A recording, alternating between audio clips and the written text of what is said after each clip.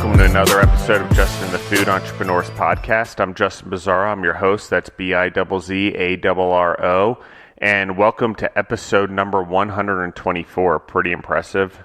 Thank you everyone for listening in, and thank you everyone for sharing it and spreading it around.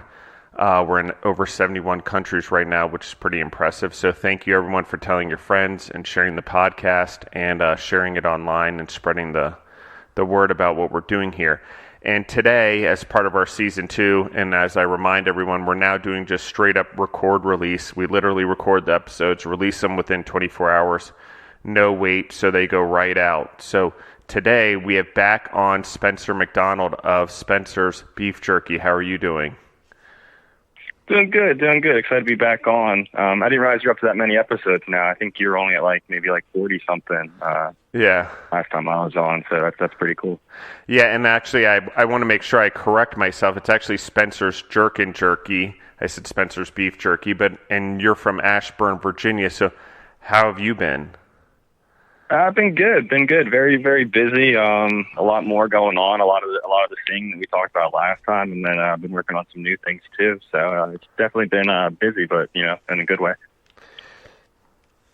So one of the things, Spencer, that I love is your business model. And we talked about it a little bit on the last podcast, but before we get into it, I sort of want you to take the time to tell everyone how they can find you online and on social media, and then from there just go into sort of the brief version of your business and how you developed your business model. Yeah, absolutely. So I'm on, I wouldn't say every platform. I feel like new platforms pop up every day, but you can find me on most of the major platforms. You can find me on Facebook if you just look up Spencer's Jerky. I'm on Twitter under Jerkin Jerky. And then my website is spencersjerkinjerky.com. And that's with no G on the Jerkin, just Jerkin, Jerky. You can find me in all those places. Ordering off my website is the easiest way, but there's links from Facebook and Instagram to make your purchases as well. But yeah, that's the easiest way to find me. As far as the business model, to kind of go back over that again, really what I strive for and what I kind of pride myself in is not only making, delicious beef jerky, but really trying to make the freshest beef jerky on the market. And the way that I do that is by following a model that is made to order. So what that entails is as soon as a purchase actually comes in through my website, that's actually when I go to the butcher to source out the steak for your specific order. So I don't have any freezers at home. I don't keep anything frozen. I literally go to the butcher fresh and get them to slice the steak for your order. When I bring it home, I also make every marinade fresh for all my flavors. So I have 5 flavors. I got my original, my Old Bay, my lemon pepper, my mandarin jalapeno, and then my habanero bourbon. So I make every one of those marinades fresh for your order as well. And then it's marinated for 24 hours before I actually, dehydrate the steak and make it into the beef jerky. So what all that means is you literally place an order on my website, say on a Monday, and usually within a week's time, you have jerky at your door that literally came fresh from the butcher, Yeah, I think that's one of the coolest things. And I mean, it's obviously something as you're building your business, but I love the business model. You're not sitting on inventory. You're not sitting on money invested in a product and it's just sitting there and worried about what its shelf life is going to be and everything else. It's literally ordered. It's as fresh as it can get. The marinade's made. You obviously portion the marinade based on how many orders come in or, what those orders are. And then it's straight to the consumer. I mean, there's no middlemen or anything like that. You literally drop it in the mail, which you show on your Instagram, which is where I follow you, all the time in the orders that come in. And one of the other cool things that I like what you do is you sort of announce when you hit new states, which is kind of crazy.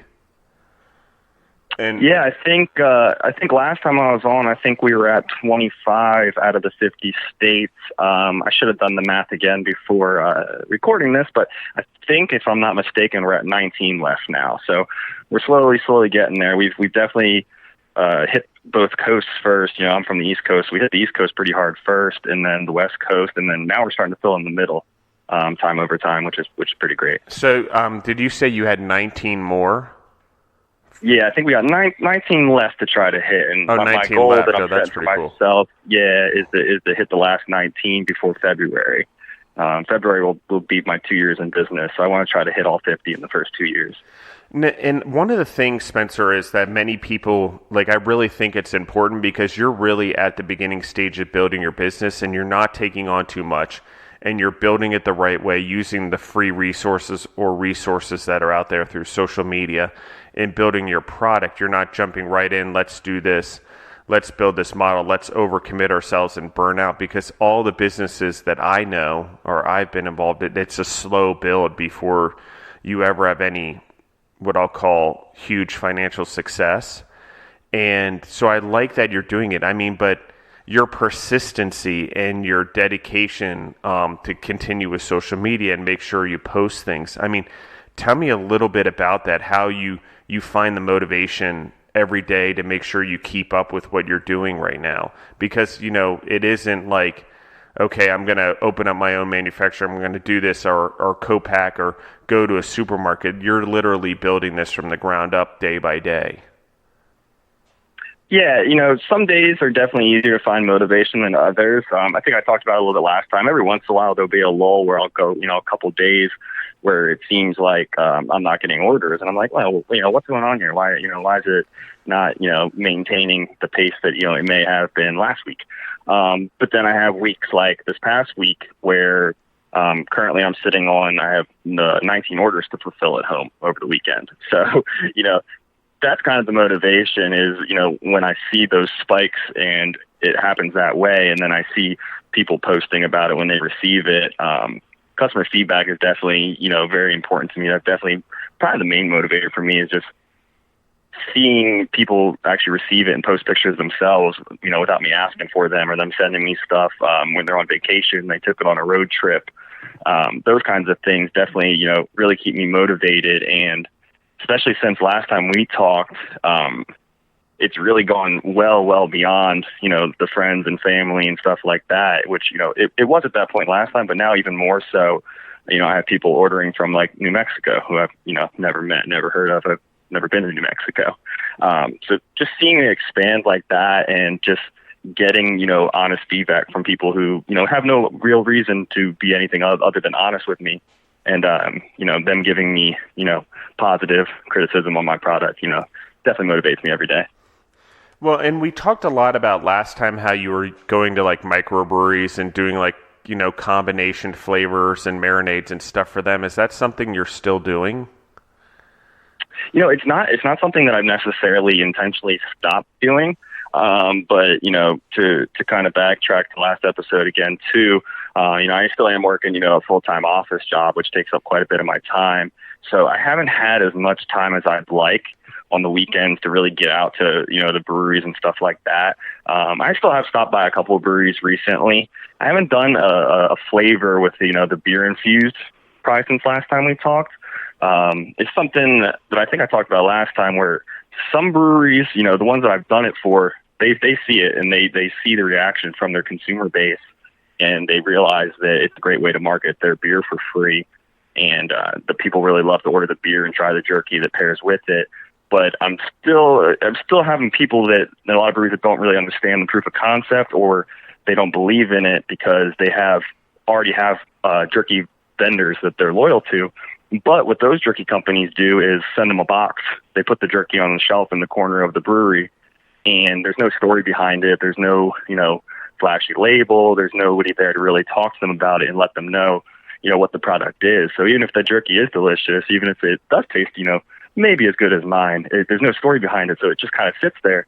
So they don't really see the value in the product, where when I go to a brewery and set up a table, you know, I might sell 25, 30 pounds of beef jerky in an afternoon. So it's kind of that struggle of getting these other breweries to really see the proof of concept and understand how well it's worked for the breweries I have done it for. So I've kind of curbed that a little bit, and what I started doing is focusing a little bit more online. So I started doing a new flavor pretty much every month, probably for the past 4 or 5 months. And then what I'll do is I'll only make that flavor for that month. So I did a Cajun flavor for a month. I did a honey barbecue flavor for a month using my buddy's homemade barbecue sauce. I did a pineapple teriyaki for a month. And what I've also noticed is a lot of repeat customers will want to try that new flavor, but then they'll stick to their usual order and they'll get their other flavor too. So in a lot of ways, I'm getting twice the size of an order from these customers who might have ordered 1 pound of jerky. Now they're ordering 2 pounds of jerky because they want to try the new thing and then they want to stick with what they know they love already. I really like that. And I mean, based on that, how do you come up with your new flavors every month? A lot of times I ask friends, I ask people, at the bars on the weekend. If I'm sitting there, I'll be like, hey, well, what kind of jerky would you like to try? My last one that I did was the Cajun flavor. I had a roommate who grew up in Louisiana, and that's pretty popular down there. So that's kind of why I went with that one. The teriyaki, I had a lot of people who wanted something maybe not as spicy, and most of my flavors do have quite a kick to them. So I was like, let me make something a little bit more on the mild side. But yeah, it's a lot of just brainstorming. I'll look at different recipes online. Something that I always strive for is I don't like, adding sugars and all these other non-natural things to my flavors, because at the end of the day, beef jerky should just be steak. So, I treat it as such. So I look at different steak marinades that I would probably eat if I was barbecuing, and then I try to apply that to my beef jerky. Yeah, and I think that's important. Is there is, and I've talked about this on a different beef jerky interviews we had on the podcast, but it's keeping it as natural and as little sugar and salt as possible. Well, as you can, because you're right, it is about the meat. It's not, the marinade gives it a good flavor, but I feel like you want it to be, healthy in the ways that can be, since the trends are going that way. And beef jerky is a great snack. I mean, it's easy to carry. It's light. If you're hiking, if you're exercising, if you're on the road, as much as I am, it's easy to throw in your backpack, take with you through an airport or on a plane, and not have to spend a fortune. You can just buy it there. And obviously the stuff at the airport's usually not the healthiest, so there's that as well. So I love what you're doing. And for the audience, if you want to hear Spencer's first episode, it's episode 65. It was released June 14th of this year, 2019. So you can go back and listen to that as well if you want a deeper background on what Spencer's doing. But I want to get into sort of what you do on social media, because, I mean, I've watched your social media account now over the last, I think it's been 8 months since we started talking to do the first podcast, and I've watched your numbers climb slowly. And it's not this giant leaps and bounds, but it's sort of inching its way up there. I mean, tell me a little bit about your strategy when it comes to social media. Yeah, so I try to make a conscious effort to really, post as often as possible without, overdoing it. I don't want people to necessarily feel harassed and feel like the only thing they see on their feed is me posting, 10 times in a row, right? But at the same time, that's also where I feel like I get a lot of my purchases. I could sit there all morning and not have any purchases, and then, right around rush hour, I'll start, putting some posts on there, whether it's on my main page itself on Instagram or through, the Instagram stories. And most of the time, once I'm done posting, that's when a couple orders come in. So, I try to target certain times of the day. Instagram's pretty good with analytics and seeing when the best time to post is. So I take a look at that. I honestly don't really ever spend any money on the sponsored ads unless I'm doing an event at those breweries like we touched on. I will, throw, $5, $20 on one of those and target, the local area to let people know that I'll be at a brewery that's having live music, that's having a beer release, and that I'll be there with this jerky. And people will come in and say that they saw the ad on Instagram and that's why they're there. So I know that there's traction with those, but other than that, I really haven't shelled out money as far as Instagram, Facebook ads, just to market the product itself. I tried to, grow it as organically as possible. Now I will say though, just starting last week, maybe a month ago, actually, I started kind of gravitating a little bit more towards Twitter and seeing what kind of traction, I could make there. And it started with one of my buddies who has a podcast that's for University of Virginia sports. So he was just starting that out. So I was like, hey, well, why don't we help each other out? I'll sponsor, your podcast, and then, that'll get you some followers from, me, and then vice versa. Some of your followers will probably check me out. So I started doing that. And then I also just started sponsoring the number one rated Florida Gators podcast. I'm from Orlando originally, so I've been a Gators fan my whole life. So I actually started sponsoring with them a little bit. I just did one of their pop-up shows, and I threw a couple dollars at it, and that's come back, 4 or 5 times sold already. And that was just from Friday till today. That's kind of where all those 19 and 20 orders came from. So that's something I've kind of gravitated towards on social media a little bit more, is Twitter. I feel like stuff can get reposted, retweeted there a lot quicker. And a lot of these podcasts, there's just a lot of fans out there. And that's actually where I got a lot of the states checked off on that mark too. I was at like 22 or 23 states just a couple days ago. So that's really kind of helped, gravitate a whole new audience, a whole new group of people that I wasn't really catching on Instagram. Yeah, I love that. And actually, Deborah and I were at the LSU Florida Gators game in Louisiana. I think it's been 2 weeks ago now.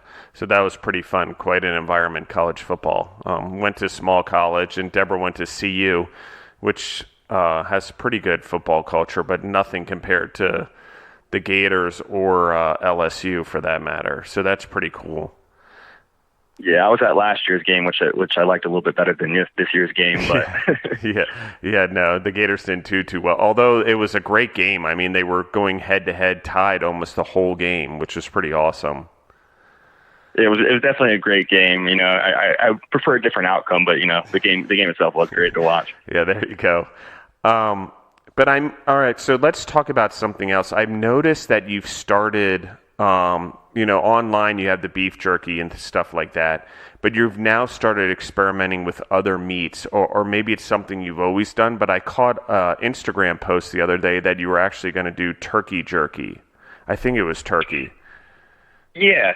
So that kind of all ties back into what we were just talking about. So let me backtrack. Before I actually sponsored an episode of that podcast, which is it's actually called Stadium and Gale. Before I actually decided to sponsor an episode with them, I had already been talking to some of the guys from the show, and then they're also part of like a bigger network that's called the Big Three Roll-Up, which for those of you guys who don't watch college football and is familiar with Florida, the Big Three is Miami, Florida, and then Florida State. So they have fans and different people from all different of those teams, and they kind of all get together, and they all have separate podcasts, and they get together and do one main one. So what I had done was I just sent them down, some smaller packages just to try out, and they took it with them on some of their live streams. They went to SeaWorld. They brought some with them, and they all tried it, and they all loved it. So then one of the guys doesn't actually eat beef. He doesn't eat red meat. So he asked if, I would make a turkey option. So I said, I can definitely try to make that for you. I was like, don't hold it against me if it's not great. But, if you want to be one of my taste testers, I can definitely do that. So I agreed to do that for him. Life got in the way a little bit. It can take me a little while to, find the right turkey and really, get it down. And then when I sponsored the episode, they announced on the podcast that I sold turkey jerky. So what I decided to do at that point was kind of do a trial run, if you will, of the flavor. So I asked the guy, what flavor of my flavors would you like? He picked out Mandarin jalapeno, which is a twist on like an orange chicken recipe from a Chinese restaurant. So it should go pretty good with the poultry. But I decided to do a trial run, and what I did is I opened up 25 spots in my inventory on my website, and I put up the turkey jerky for free. And I basically said, hey, if you guys go online, go to my website, order this, you only have to pay shipping, and I'm going to send out the turkey jerky. I just asked you tell me what you think of it. What would you change? What's your opinions on it? And that's going to kind of be where I decide if it's something I want to roll with, or if to go back to the drawing board and try something else. So I'm marinating it right now. I'm going to cook it all this weekend and ship it all out on Monday. But I got about 25 different batches of turkey jerky going out to customers this week. And so, that's a great idea, is why not let the consumers who are already your loyal fans get the free product and taste it, versus going out there with people who aren't your customers and having them try your new flavors. I think, I mean, it's a great way to, one, reward your existing customers, and two, it's a great way to get them, the people that are already eating it, to test it. I mean, who's going to be more honest with you? I would say probably your current fans. One, because they're already loyal, and number two, they get to participate in the business and have ownership and be a stakeholder in any new flavors that come out. I think that's amazing. I really like that concept, actually. I'm surprised more people don't do it. Everyone does these blind taste tests of random rooms and goes to a random grocery store, but in a way, you're giving it to your existing clientele, which I think is really cool. Exactly, yeah, and that kind of ties in. One of the other ways I market it nowadays is whenever I'm cooking all of these different batches, I always make a little bit extra, and then usually a strip of my beef jerky is probably usually like 5 or 6 inches long by 2 or 3 inches wide. It's a nice strip of steak. But what I'll do is I'll take a knife and I'll slice it into thin little pieces, and then whenever I go out for the weekend, whether I'm going down to DC or if I'm just going to like a local bar or something like that, I'll bring the jerky with me, and then when it comes up in conversation, I'll let people try it there. And that's the way that I catch a lot of new people and like face to face and let them try it. And that usually goes over pretty well too. That's and I love that. And I'm going to also talk about, I mean, how did you choose Shopify as your website? I mean, I use it in anything that I've ever done. We tend to migrate towards it, but I like the platform. I mean, what are your thoughts about it and feedback? Because I think a lot of people out there are looking for where to put an online store. Yeah, I initially wasn't on Shopify for probably like the first month, 2 months, maybe tops. And the website was just kind of like, it was just kind of there. It was there, but it didn't really seem like it was getting traffic. I was still getting most of my orders, through, people messaging me and, paying other ways, whether it was, using PayPal or Venmo or, using my card reader in person. But then when I switched over to Shopify, and part of the reason why I did was just, it's really user friendly. I mean, I've always been kind of a computer guy, but I feel like, you don't have to know all that much to really use it, but it just integrates really well with everything else. So, what really started driving sales there, and, they're great with analytics too. If you go on Shopify, you can, pretty much break down anything you could imagine with your traffic and your orders. But, it was the ability to have these stores on the other platforms linked to my Shopify. So, it allows you to have a shop on Instagram. It allows you to have a shop on Facebook, and it allows you to track if that's where the purchases are coming from, which is kind of cool. And then even like for like the merchandise and stuff that I have on my website, they have apps almost like on your phone where you can add on. So I use a company called Printify that makes all of my, merchandise, and it allows it just to like seamlessly, connect with Shopify so that it's all on the same platform. I had an Etsy at first for merchandise, which I had to pay for extra, like per product, per quarter or something like that. And, I didn't like having people go to 2 different places, where now you can go on and you can order a t-shirt, and you can order a pound of beef jerky from the same place at the same time, one transaction. I feel like it's just a really easy, user-friendly platform to use. I agree with you, and I think it's just all the shipping that's integrated and all of that stuff. I don't know if that's how you do your shipping, but it all integrates in so well that you don't have to go through different channels and things like that, and things integrate in really well. Actually, I've just been recently disappointed that they stopped connecting with MailChimp for marketing through email and direct to consumers through the mailbox. But I guess it's one of those things. They're just in a tug of war. That is a good point you brought up too, which I forgot to mention. Shopify does partner with all the different shipping companies, whether it's UPS, USPS, FedEx, and gives you an automatic discount at the lowest price. So yeah, I use them for all my shipping. I can really click on the order, buy label, print label, right there. The packing slip comes right from there. And then I also forgot to mention the other thing that was nice is they sent me a chip reader for free for when I go to the breweries. And what's nice about that is I used to have my website reports, for tax purposes. And I also had my Square reports, and I kind of had to like do the math, figure out, how much I actually sell, where now that I use my Shopify card reader, it all registers at the same place. It shows that it was an in-person transaction, but it allows me to track my sales and everything like that all on one place. I don't have to go to multiple websites, remember multiple passwords or, anything like that, which is nice. Yeah, I love that about it. It makes it so much easier to do and track it and go integrate right into an accounting system and things like that. So Spencer, one of the things we're doing on this next season is I want to sort of talk about and ask people this question. And the question is, what do you think are the core values of a leader or leadership? Being that you've been in an entrepreneur now, and as your business grow, what are the core things that you think that a leader or you as a leader need to have in order to grow your business? Sure. So, I mean, the cool thing, at least at this point now, is I only have to be my own boss, and that's a good and bad thing, because I'm probably harder on myself than I would be on somebody else, which is good for my business, but maybe not the best for my own well-being from time to time. But I mean, accountability is always huge. Just you need to admit your own mistakes and move forward from them and find a way to fix them.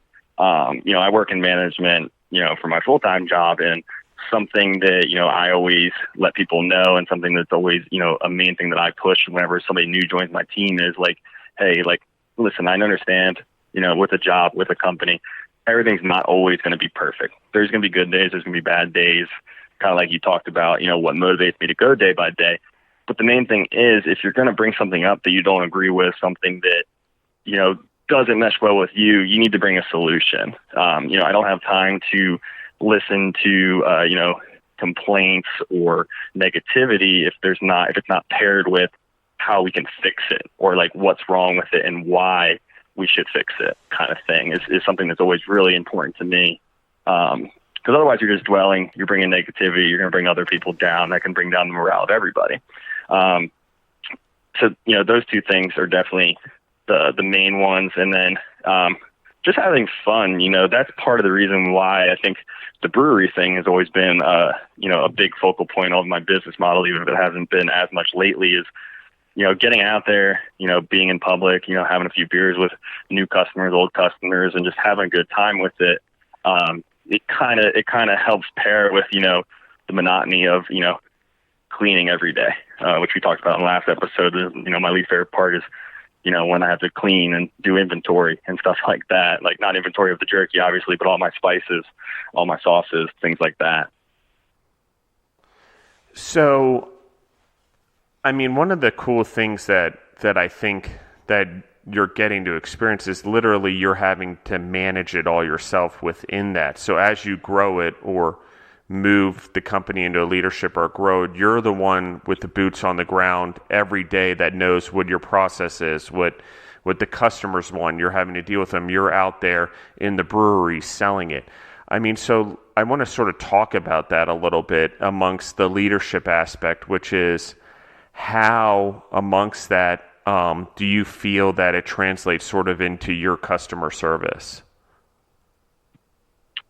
Yeah, I mean, that's definitely a huge thing that I think as the company grows and as I do bring on employees and stuff like that, that's definitely going to be a big tool and a big way to help me motivate them and realize that, I understand what they're going through. If they're, having daily struggles, things like that, I can relate it back to, to my day job, right? So, like I said, I work in management full time. However, I started at this company that I work for as an entry-level employee. So, like you said, I've had my boots on the ground. I've done pretty much every job you can do here up until I got to this point. So when my employees are struggling with something, I can relate it back to, real world experience at this current job that I've done. Like, it's not like, hey, I used to also work at, XYZ as a kid and I can kind of relate to what you're going through. No, I literally have done the exact job you're doing. And, I had this exact experience and here's how I got through it. Here's how I kept myself motivated. Here's how I, started, tomorrow better than today ended, that kind of thing. So Spencer, let's go through, I want to back up a second because you talked about the different flavors every month. let's talk about the last few months, what those flavors have been, and how do you decide whether or not those flavors stay on there or not? And I know I'm jumping around, but this question that's in my head is if a flavor's good enough on this random month, do you keep it around or you make sure they're only limited time? Yeah, so, I only do them for a limited time. The reason why I do that, to be 100% honest, kind of relates back to what we've been talking about where, it is only me, right? And being that I have those 5 flavors that I, make anytime you can order, I still do from time to time get people who say, I want to try all 5 flavors, and they order all 5 flavors. If I had, 10 flavors and that started happening, I really probably wouldn't have the time or the resources to really make that order happen as fast as, I would like, for my own standards. So that's kind of why I, only do it for that given month. That's the business reason. The other reason, really honestly, too, is it does drive some urgency when they see like, oh, that's a new flavor for the month, and it's the 28th. There's only a couple more days till I can order this, and then it's gonna be gone, kind of thing. So that those are part of the reasons why I don't keep them going month after month. But I also, I will have people reach out to me from time to time. I'll be completely transparent and honest. I have people reach out to me and they say, hey, I really want to try, that barbecue flavor you had a couple months ago. And I'll still make it for them. It's just, I need that person to message me to kind of request it on the side. And, I'll still get it done for them. I just don't market it or have it readily available so somebody can't order, 10 pounds of it, that kind of thing. Yeah, no, understood. And so what's any ideas what your flavor is going to be for November? Yeah, so I just have been super busy this month. So I didn't actually roll one out for this month yet. So I think I will do one for November. I'm thinking about, I already actually have the graphics and stuff done for it. So I'm thinking about doing a chili lime flavor. And honestly, there's not like a really long-winded or exciting story. I honestly was out buying some spices that I needed, and I saw a chili lime spice on the rack, and I was like, you know what? That could be the next flavor. So I haven't done the full recipe yet for what it's going to include. But yeah, that's a sneak peek into what I'm going to make for November.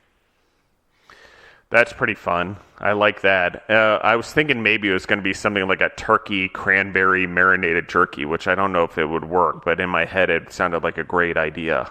But I get it though, because some things are never going to work with jerky, and I don't understand it. It's not something that I do.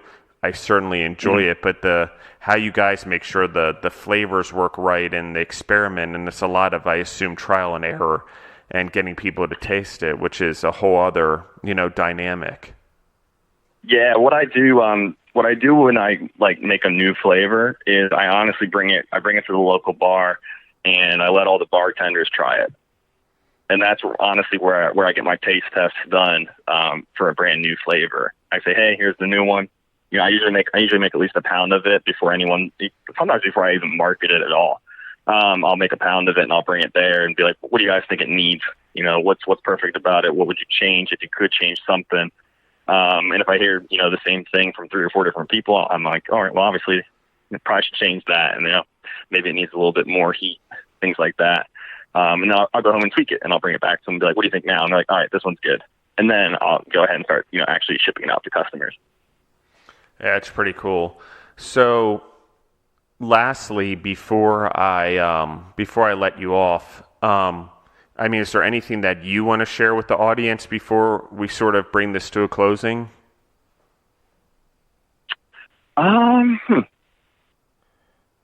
I guess the main thing I would say is I'm definitely check me out on Instagram.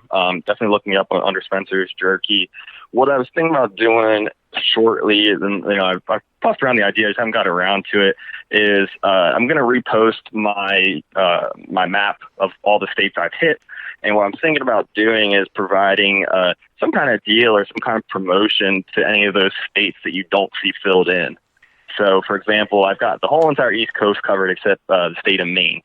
So I'm thinking about doing a deal, if you're from Maine, if you're from, It's another state I haven't hit. Tennessee, if you're from these states, maybe I'll give them some kind of deal, whether it's like buy one, get one free or something, just to give them a chance to try it. But then, also help me out by checking that state off my list so I can reach that, that goal by February. Speaking of promotions, though, I did actually yesterday or the day before, I've been so busy, I forget. I did go in and create a promo code for anybody who's actually listening to your podcast. So if they go to Spencer's JerkinJerky.com, it's Jerkin, just JERKIN with no G.com.